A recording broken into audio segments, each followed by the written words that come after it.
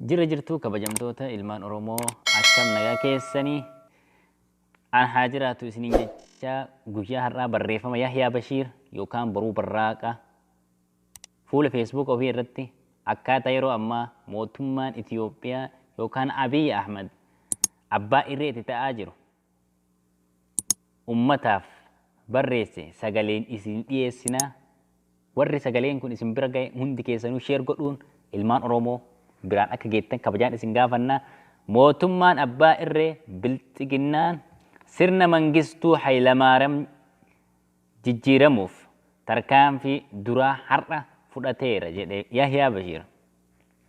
Ummatoonni biyyattii keessattuu ummanni Oromoo qabsoo marsaadhumaaf qabsoo xumura gabrummaa fi ammarraa of qopheessuun dirqama taheera. Fulbaana 30 booda mootummaan heera qabeessi biyyattii bulchu waan hin jirreef warraaqsa ummanni dhoosuuf deemu ukkaamsuuf jecha hanga ammaatti sabboontota ummata sochoosan kumoota hidhanii jiru. Amma hooggantoota paartilee mormituutti ciniinnachaa jiru. Kun kan milkaa'uuf ammoo yoo ummanni callisee laale qofa. Ummanni ammoo wareegamni qabsoo waggoottan 60 darban akka afaan waraabessaa bu'u dabarsee hin kennu. Ekeraan gootota